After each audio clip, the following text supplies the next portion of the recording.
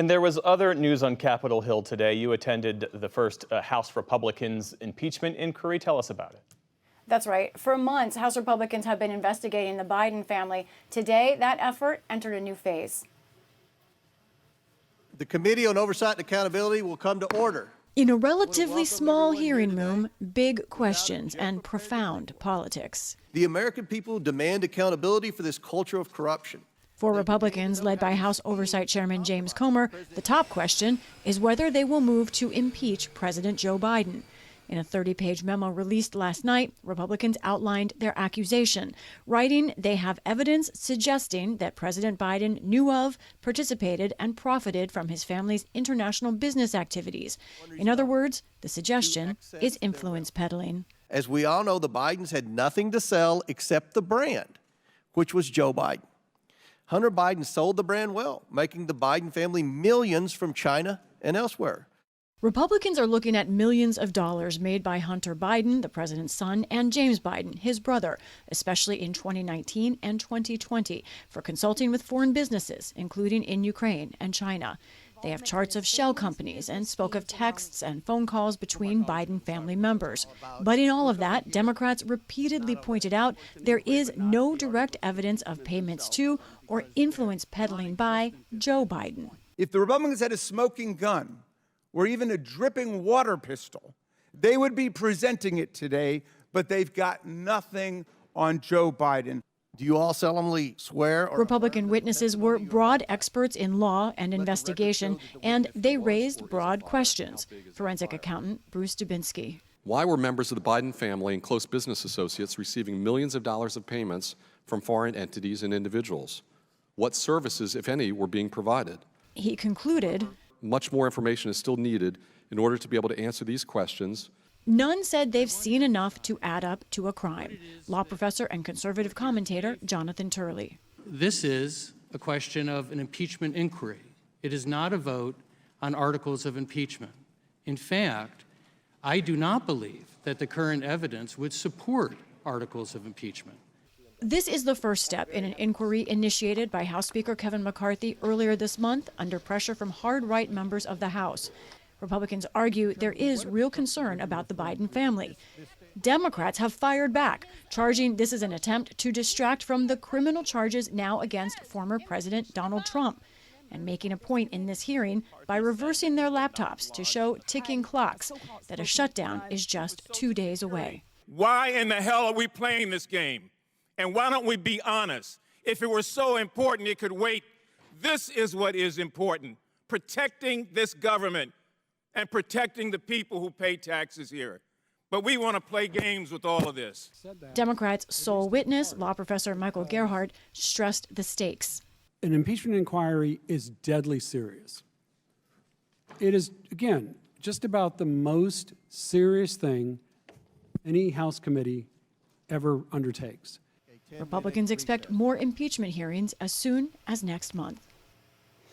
And today, speaking with House Republicans, there is divide. Some say these impeachment hearings were necessary, but I spoke to more than one House Republican who said it was actually an embarrassment. They are concerned about the evidence connecting the dots, even though there are a lot of documents. They say they're still waiting for more evidence, and perhaps this hearing should have waited itself as well. Jeff? Lisa, thank you. Let's turn now to our White House correspondent, Laura Barron Lopez, here with us in the studio. So, Laura, we heard in Lisa's report that the GOP's handpicked witnesses said that there's no evidence to support articles of impeachment. How is the White House responding to what was this hours-long hearing today?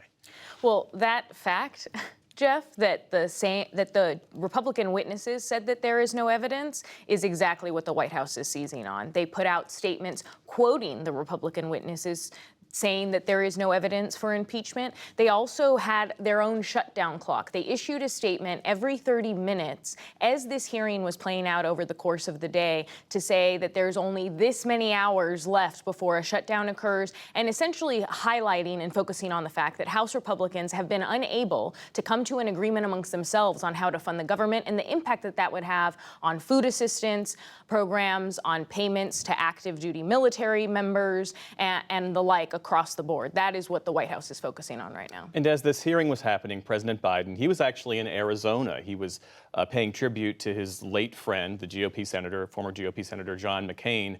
And it gave President Biden a chance to talk about what he sees as the threats to democracy, right? That's right. This is at this speech in Arizona, President Biden specifically gave his most detailed remarks to date about what he sees as a really present and clear threat from not just Donald Trump, but also from other Republican candidates that are running for the presidential nomination. He focused on the fact that a number of those candidates, including Trump, have said that they want to overhaul the federal agencies, that if they were to have the presidency, if they were to have the Oval Office, that they want to gut federal agencies, that they want to install loyalists across all the different departments, specifically the Justice Department. And the president said that this is not normal and this is something that Americans need to pay attention to. Seizing power, concentrating power, attempting to abuse power, inciting violence against those who risk their lives to keep America safe, weaponizing against the very soul of who we are as Americans.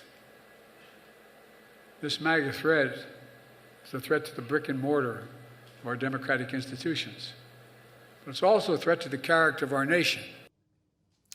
So those are some of the most specific remarks that the president has given to really say that if Republicans were to take power, if they were to take the presidency in 2024, that the federal agencies that you have known since America's existence would not exist. And he also talked a lot about John McCain, the late senator, and really struck this contrast, Jeff, to say that John McCain was a Republican who was willing to put the country first and was willing to call out what he saw as wrongdoing, was willing to stand up to Donald Trump, and that he doesn't see that anymore amongst Republicans. He also addressed the fact that no Republicans, or a majority of Republicans, have remained silent after the former president issued a death threat, suggesting that General Mark Milley, the outgoing chairman of the Joint Chiefs of Staff, should be executed.